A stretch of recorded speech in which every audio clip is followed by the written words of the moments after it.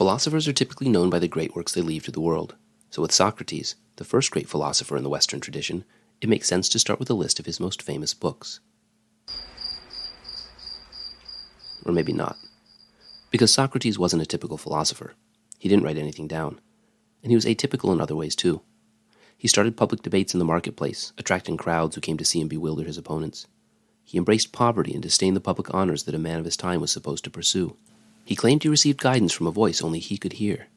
And, with his bulging eyes and upturned nose, he was quite strange-looking, a fact which he enjoyed poking fun of himself.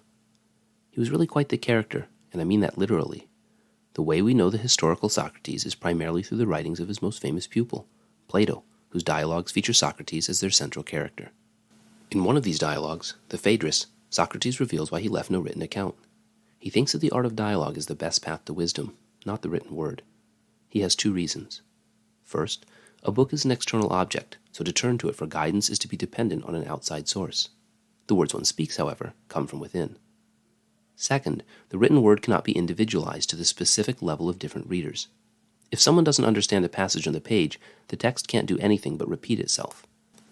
In dialogue, however, Socrates readily adapts his strategies to the answers and abilities of the person he's conversing with. It might seem ironic that Socrates privileges speech, given that we only know this because Plato wrote it down. But Socrates' goal was not to pass his wisdom through the ages. It was to use it for practical guidance here and now, both for himself and those he spoke with. Hence the immediacy and adaptability of speech were key. The most practical thing of all, to Socrates, was inquiry, and the best method to conduct inquiry was through dialogue, with friends, with enemies, with strangers, with anyone who would listen. So what exactly does Socratic inquiry look like? His typical conversations involve Socrates asking questions, sometimes leading ones, which reveal that the beliefs of his interlocutors are riddled with inconsistencies.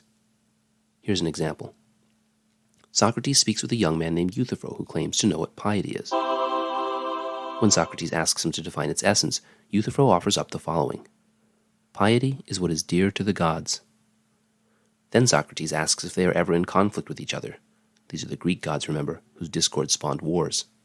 Euthyphro, of course, says yes. But these two beliefs don't fit together. Piety cannot be what is dear to the gods if what is dear to some of the gods is hated by others. The same action would then be both pious and its opposite. The essential point here is this. Euthyphro is not wrong because he has a different opinion than Socrates. He isn't wrong because he's interpreted the facts differently. He's not wrong because he hasn't considered every perspective. It's simpler than that. Euthyphro is wrong because of Euthyphro. He needs no outside refutation because his beliefs contradict each other. By the time he was about 70, Socrates had uncovered a great many contradictions among his fellow Athenians. He challenged every one. And when he had challenged enough people who held up their wealth, prestige, and power as proof of their wisdom, he found himself in an Athenian court. His crime, according to the law, was impiety and corruption of the youth. In reality, it was challenging the value of these superficial trappings of success, and by extension the people who possessed them.